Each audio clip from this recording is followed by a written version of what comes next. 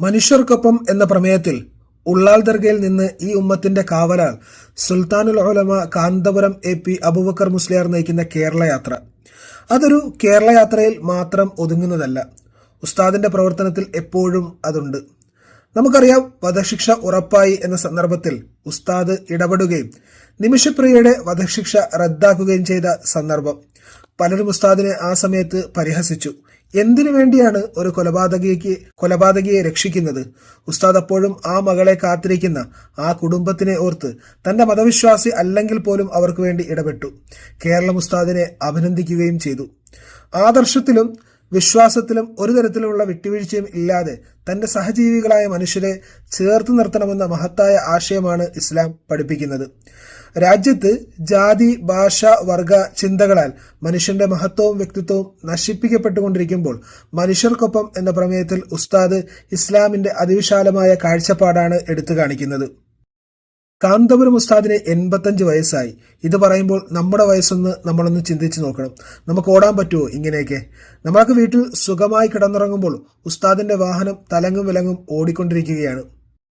ചരിത്രം നാളെ എഴുതുമ്പോൾ കാന്തപുരത്തിന് മുമ്പും ശേഷവും എന്നാവും കാര്യങ്ങൾ പറയുന്നത്. തന്റെ ചെറുപ്രായത്തിൽ തന്നെ സമസ്ത എന്ന ആധികാരിക പണ്ഡിത സഭയുടെ 40 അംഗത്തിൽ 35ാമത് വയസ്സിൽ അദ്ദേഹം മെമ്പറായി. നേതൃനിരയിലെ മികവുറ്റ പ്രവർത്തനം കൊണ്ട് ഗൾഫ് നാടുകളിൽ നിരന്തരം സഞ്ചരിച്ചുകൊണ്ട് കേരളത്തിൽ മതഭൗതിക സ്ഥാപനങ്ങൾ പടുത്തുയർത്തി. ഇന്ത്യയിലെ എല്ലാ സംസ്ഥാനങ്ങളിലും അവിടെയുള്ള പാവപ്പെട്ട ജനങ്ങൾക്ക് വേണ്ടി വിദ്യാഭ്യാസമില്ലാത്തവർക്ക് സ്കൂളും, വീടില്ലാത്തവർക്ക് വീടും, നിസ്കരിക്കാൻ പള്ളിയില്ലാത്തവർക്ക് പള്ളിയും, കുടിക്കാൻ വെള്ളമില്ലാത്തവർക്ക് കിണർ കുത്തിയും, അങ്ങനെ ആരാലും തിരിഞ്ഞു നോക്കാത്ത സാധാരണക്കാരായ മനുഷ്യരെ ചേർത്ത് നിർത്തുന്നതാണ് ഉസ്താദിന്റെ സംഘടനയുടെയും പ്രവർത്തനം.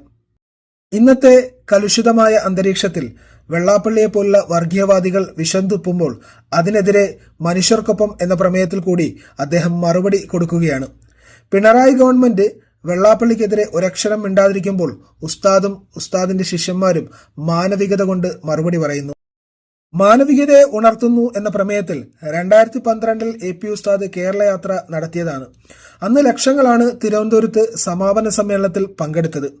നിമിഷപ്രിയ വിഷയത്തിൽ മനുഷ്യരെ ചേർത്ത് പിടിക്കണം എന്ന ഒരു വാക്കുകൊണ്ട് ഒരു ജീവൻ എടുത്തതിന് മറ്റൊരു ജീവൻ പകരം കൊടുക്കണമെന്ന നിയമത്തിന് മുന്നിൽ ഉസ്താദിന്റെ വാക്കുകൾ അവർ സ്വീകരിക്കുകയായിരുന്നു. കാന്തപുരം ഉസ്താദ് SYSന്റെ ജനറൽ സെക്രട്ടറിയായി എത്തുമ്പോൾ ഉസ്താദിന്റെ ഒരു താടി രോമം പോലും നരച്ചിട്ടുണ്ടായിരുന്നില്ല.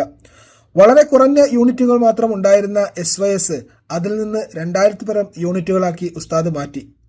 സമസ്ത പിളർന്നതിന് ശേഷം ഉസ്താദിന്റെ ഒപ്പമുള്ള പണ്ഡിതന്മാരും പ്രവർത്തന മണ്ഡലത്തിൽ സത്യസന്ധമായ പ്രവർത്തനം കാഴ്ചവെച്ചപ്പോൾ ഉസ്താദിനെ കേൾക്കാനും ആളുകളുണ്ടായി.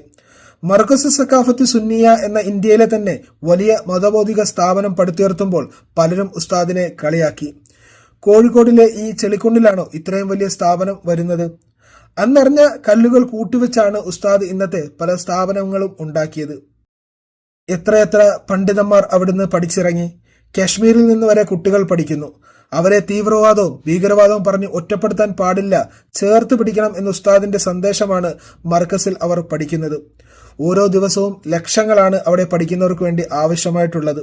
അതെല്ലാം തന്നെ ഉസ്താദ് ഒരു മിനിറ്റ് പോലും വിശ്രമമില്ലാതെ അതിനുവേണ്ടി ഓടി നടക്കുന്നു. ഇസ്ലാമിനെ കുറിച്ച് കൂടുതൽ പഠിക്കുകയും അതിന്റെ വിശാലമായ കാഴ്ചപ്പാടുകളെ ജനങ്ങൾക്ക് മുന്നിൽ എത്തിക്കാനും വേണ്ടി ഉസ്താദ് നോളജ് സിറ്റി എന്ന അതിമഹത്തായ വൈജ്ഞാനിക കേന്ദ്രം കോഴിക്കോട് നടത്തിക്കൊണ്ടുവരുന്നു. ഇത്തരത്തിൽ ഒരു നിമിഷം പോലും വിശ്രമിക്കാതെ സമുദായത്തിലെയും സമൂഹത്തിലെയും ജനങ്ങൾക്ക് അദ്ദേഹം സേവനം ചെയ്തുകൊണ്ടിരിക്കുകയാണ്. ലോകരാജ്യങ്ങൾ അദ്ദേഹത്തെ വാഴ്ത്തുന്നു. എവിടെ പോയാലും APയുടെ ആളാണെന്ന് പറഞ്ഞാൽ എപ്പോഴും ബഹുമാനം കിട്ടും. ആളുകൾ അത് പറയാൻ കൊതിക്കുന്നു. എന്തായാലും ഉസ്താദിന്റെ പ്രവർത്തനങ്ങളെല്ലാം അള്ളാഹു സ്വീകരിക്കുകയും ഒരുപാട് കാലം അവർക്കൊപ്പം നമ്മൾക്കും ജീവിക്കാൻ കഴിയട്ടെ എന്ന പ്രാർത്ഥനയോടുകൂടി നിർത്തുന്നു.